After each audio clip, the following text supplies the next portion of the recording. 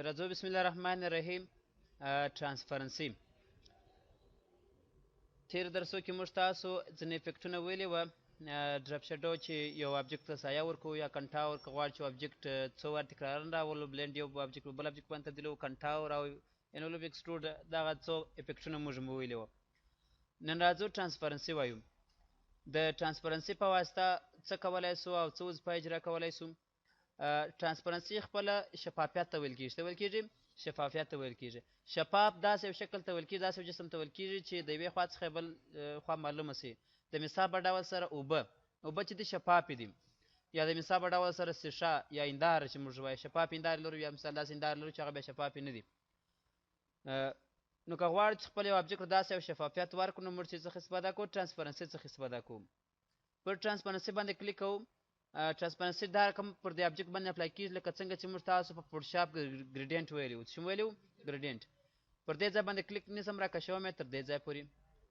اوس ګورم دې خوا ته موږ سپین رنګ لرو او دې خوا ته تور رنګ لرو. دغه تور رنګ په دې معنا چې دغه ساحه شفافه ده، او سپین رنګ په دې معنا چې دغه ساحه غیر شفافه ده. سر مو خلاص وو. اوس که زه راسم دې ځای تور رنګ ورکړم، یعنې ټوله اوس ابجکټ مو سره کم کړي، شفاف مو کړي. ابجکټ ستا خو مکمل شفاف دی، ټوله معلومیږي. او که دې خوا ته سپین رنګ ورکړم، دا خوا به ورسره کم سي، غیر شفافه به سي. دلته چې رنګ هر څومره تورواله کوي هغونه شفافیت له منځه، هر څومره چې سپینواله کوي هغونه شفافیت ورته راځي. مثال هغه شفافیت خاصیت له منځه ځي، او په تور رنګ کې شفافیت خاصیت دی اخلي. کوم پوښتنه ستا بخښنه کې؟ اوس نو دلته موږ ویله چې د ترانسپرنسي خو نو یو ابجکټ داسې هغه شفافیت ورکوي یا خاموي یې تر څو هغه لاندې ابجکټونه چې هر څه هغه ځینې معلوم سي. نو پر څو قسمه موږ لرو ترانسپرنسي. اول د واره موږ نو ترانسپرنسي نه لري. بل یونیفارم ترانسپرنسي. یونیفارم ترانسپرنسي یعنې مکمل ابجکټ دی ولري. یونیفارم ترانسپرنسي معنا سره کم دی وي، مکمل ابجکټ دی ولري. بل بیا موږ پونټین ترانسپرنسي لرو چې هغه به د ګریډینټ په شکل سره، څه په شکل سره؟ د ګریډینټ په شکل سره. ټول هغه د ګریډینټ په شکل چې لاینر یې غواړي، راډیل یې غواړي، په کوم شکل یې غواړي. بل بیا موږ ویکټور پیټرن ټول لرو. په ویکټور پیټرن کې به تاسو یو پیټرن ته انتخابوي، دغه پیټرن په شکل سره د شروع ترانسپرنسي ورکوي. دلته مختلف پیټرنونه تاسو ورته انتخابوي، هغه پیټرن چې تاسو ورته انتخاب کړئ هغه پیټرن په شکل سره ترانسپرنسي ورکوي. دلته مختلف پیټرنونه موږ لرو. د مثال په ډول را بسم دلته به یو کټګوري انتخاب کو د پرسنل کې واسطه.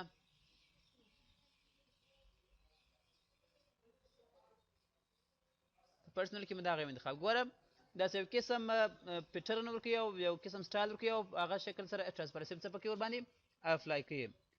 او بل بیا موږ بیټ ماپ پیټرن لرو. بیټ ماپ ټیکسچر ورباندې اپلای کوي. چې ورباندې اپلای کوي ټیکسچر. د دغه سره کوم فرق نشته د پیټرن سره. بیټ ماپ او پیټرن تقریبا سره یو رقم دي، خو دلته پیټرن خالص یو رقم رنګ لري، او بیټ ماپ موږ مختلف رنګونه ورکولی شو. بیټ ماپ مختلف رنګونه لري، او پیټرن چې خالص تور او سپین رنګ لري. څه رقم رنګ لري؟ تور او سپین رنګ لري. او دلته موږ ویلي وه هغه ساحې چې رنګ یې پر مثال سپین ته ځي هغه رنګونه خامیږي، او چې تور خوا ته نږدې کېږي نو هغه څه رقم کېږي؟ تیزیږي هغه رنګونه. د هغه څخه وروسته پسې موږ ټو کلر پیټرن لرو، دوه رنګه پیټرن. په کوم رنګو کې؟ نو دلته پر مثال مختلف پیټرنونه موږ لرو چې ورته انتخاب کړئ. انتخاب شو که یا ولې انتخابېږي؟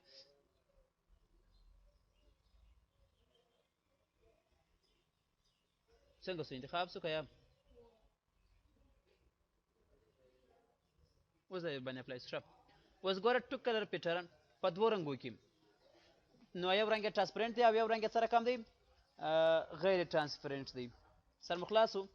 کوم پوښتنه خو نشته بخښي کې؟ د هغه څخه وروسته پسې په ترانسپرنسي کې وایي فورګراوند ترانسپرنسي. یو د بیکګراوند ترانسپرنسي موږ لرو، بل فورګراوند لرو. فورګراوند او بیکګراوند څه ته ویل کېږي؟ ښه ګوره یو موږ بیکګراوند ترانسپرنسي لرو او بل فورګراوند لرو. ګوره بیکګراوند دغه زموږ د پیټرن څخه ده، فورګراوند دغه د پیټرن څخه چې وتلې ساحه ده. نو فورګراوند څومره ترانسپرنسي ورکوي؟ بیکګراوند. ګوره بیکګراوند اوس مکمل ترانسپرنټ دی پیټرن څخه، او فورګراوند یې صفر دی. زه غواړم چې فورګراوند ته مې څه ترانسپرنسي ورکړم. ګوره فورګراوند یې هم څه واخیستل، اوس ترانسپرنسي واخیستل. اگر غواړو چې بیکګراوند یې صفر کړو، اوس بیا ګوره بیکګراوند صفر شو، دغه فورګراوند یې څو فیصد دی؟ تقریبا 90% ترانسپرنټ دی. که ستونزه سبق کې پسې تاسو د ترانسپرنسي په ټیش باندې اپلای کوئ آل پر ټولو باندې. یوازې پر پیل کلر باندې او که یوازې پر آوټلاین باندې. زه به راسم همدغه ابجکټ آوټلاین باید څه زیات کړم بیا به ښه معلوم شي. آوټلاین د 12 څخه بیا واړو 14. اوس ګورئ دغه ټرانسپرنسي چې اپلای کېږي هم پر بورډر باندې اپلای ده او هم په پیل کلر باندې اپلای ده، پر دواړو باندې اپلای ده. زه راځم ورته وایم چې یا یوازې پر پیل کلر باندې اپلای شو، بورډر باندې نه ده اپلای، او یوازې بیا پر بورډر باندې اپلای شو، بیا پر پیل کلر باندې نه ده اپلای شوی. که غواړئ چې پر دواړو باندې اپلای کړئ او یا هم پر یوه نه اپلای کوئ. میرر په افقي ډول یې سره واړوه. دغه ګریډنټ هغه ځینې پیټرنونه چې موږ کړي په هغه کې به ښه معلومېږي. په افقي ډول په عمودي ډول که غواړئ چې دا ګریډنټ سره واړوئ. اوس که دی سره واړوئ خو هغه دایرې دي، فرق نه لري. هغه ځینې پیټرنونه چې موږ باندې اپلای کړي چې هغه بلګو شکل ولري، نور شکل ولري، په هغو کې به دې ښه معلومېږي چې په عمودي ډول او په افقي ډول ټرانسپرنسي څه پکې سره اړې. او بل پریز ټرانسپرنسي کې پریز کو بیا موږ نشو کولی چې په دې ټرانسپرنسي کې تغیرات راوړو. نور څه به کېږي؟ پریز کېږي، فاینل کېږي. او بل کاپي خو تاسو زده ده چې تاسو کولی شئ د یوه ابجکټ څخه ټرانسپرنسي کاپي کړئ بل ابجکټ ته. کوم پوښتنه شته بخښئ کې؟ نو دا څه وظیفه وه؟ د ټرانسپرنسي وظیفه وه.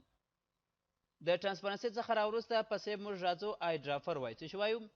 کلر آی ډرافر لرو. دلته موږ دوه ډوله آی ډرافر لرو، یو کلر آی ډرافر لرو او بل اټریبیوټ آی ډرافر لرو.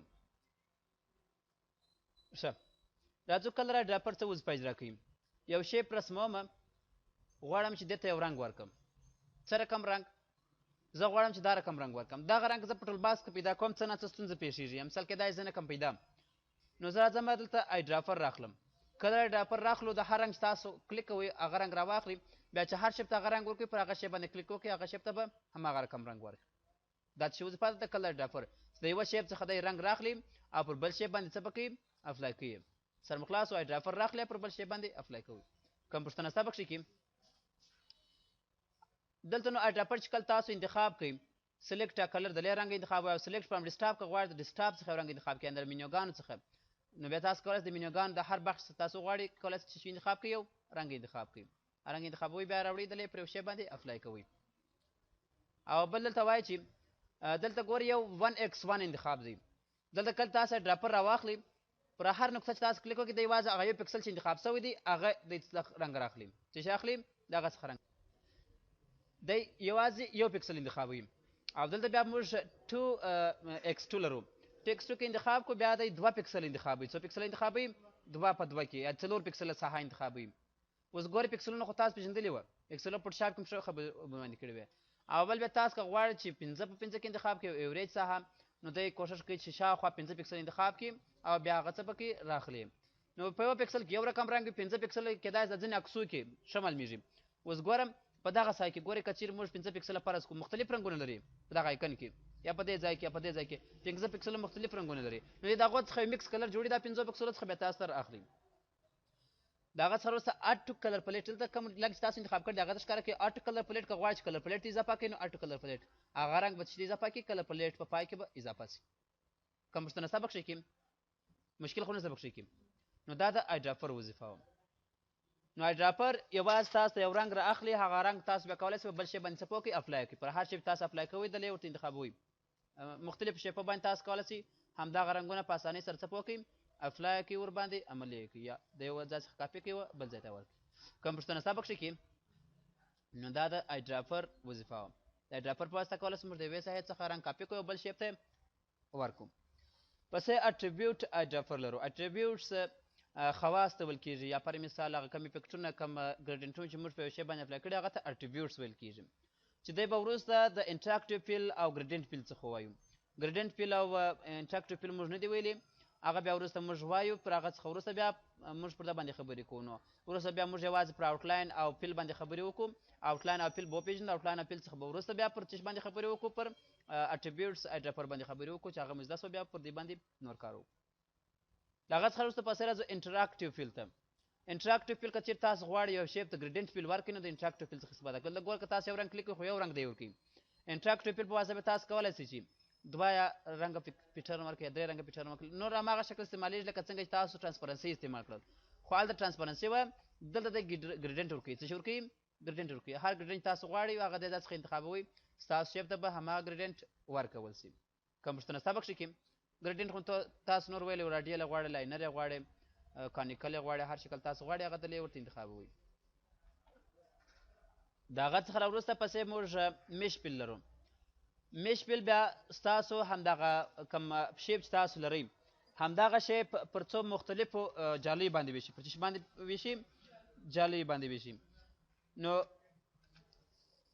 دغه جالۍ کې به تاسو څه کار کولی شئ ګورئ میش فیل باندې اپلای کړئ زموږ دغه ابجکټ ګوره پر څو خانو باندې ویشلی پر 4 خانو باندې ویشل شوی تاسو کولی شئ دغه خانې څه وکړئ زیاتې کړئ 5 یې کړئ یا 6 یې کړئ یا 9 یې کړئ هر څو خانې چې تاسو غواړئ اضافه کولی شئ راځو اوس نو ریکټنګولر په شکل وکړه پری هینډ کوم انتخاب کړئ تاسو په خپله خوښ جلۍ اضافه کولی شئ دلې لاین راکشوئ پر مثال هر کوم چې تاسو غواړئ هغه تغییرات پکې راوستلی شئ او کوم ریکټنګولر بیا دی په خپل اتوماتیک څلور ځلې شکل کولی شئ اوس د دې ګټه دا ده دلته هر تکاتو نقطې ته هغه تکاتو نقطې ته تاسو کولی شئ جلا جلا رنګونه ورکړئ دا یې ګټه ده هرې تکاتو نقطې ته تاسو کولی شئ جلا جلا رنګونه ورکړئ دا بیا د میش فیل وظیفه ده هر ځای چې ښکته نقطه وي یو بارډر وي هغه ځای انتخابوئ او هغه سره کوم رنګ ورکوئ یو جلا رنګ ورکوئ سرمخلاصو دا د کوم فیل وظیفه وه د میش فیل وظیفه وه د میش فیل په واسطه تاسو کولی شئ چې یو شیپ ته مختلف ګډ رنګونه ورباندې اپلای کړئ نو که ستاسو په یاد موږ په کرب باندې یو څه کار کړی و دغه ګریډونه چې تا جوړ کړي دا د کرب په شکل سره چې په شکل سره دي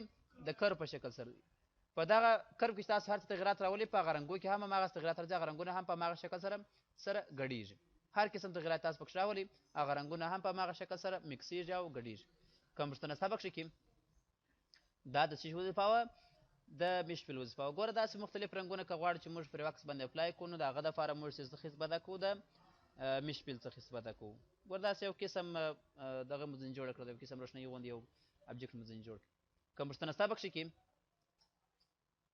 د انټراکټیو فیل څخه راوروسته پسې موږ میش فیل مو ویل او بل یو دغه اخري شی بله ووایي سمارټ فیل د سمارټ فیل په واسطه کولی شو چې څه شي وکړو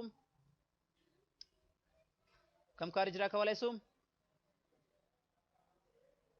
د سمارټ فیل په واسطه کولی شو د څو شیپو په واسطه یو احاطه سوي ساحې ته رنګ ورکړو څه رقم ساحې ته یو احاطه سوي ساحې ته رنګ ورکړو د مثال په ډول یو ریکټنګل پر دې ځای باندې بل پر دې ځای باندې بل پر دې ځای باندې بل پر دې ځای باندې او بل پر دې ځای باندې ګوره څو مختلف ریکټنګلونه زه لرم نو که چېرې تاسو غواړئ هرې ځای ته جلا جلا رنګ ورکړئ نو انټراکټیو فیل راخلئ پر هغه ځای باندې کلیک کوئ د هغې ځای ته څه شي ورکړئ جلا جلا رنګونه ورکړئ سره مو خلاصو داسې جلا جلا رنګونه نه چې رنګ یې فرق کوي یعنې هر یو دا رقم کوي لکه جلا شیپ شي دا هر څه تاسو رنګ ورکړئ دی دا رقم کوي لکه چې شي یو جلا شیپ شي ګوره هر یو ته جلا جلا یو نوی رنګ ورکړئ سره مو خلاصو بیا تاسو هغه رنګ انتخابوئ کوم رنګونه تغیرول نو هغه رنګ باندې کلیک کوئ هغه انتخابوئ او هغه ته بیا نور مختلف رنګونه اپلای کوئ ورته ورکوئ څه رقم رنګ ورکوئ هغه د همدې ځای څخه ورته انتخابوئ د کلر پلیټ څخه کوم پوښتنه ستا بخښي کې نو دا د سمارټ فیل وظیفه وه د سمارټ فیل په واسطه موږ کولی شو چې تکاتو سوي یا کاته سوي شیپو ته په اسانۍ سره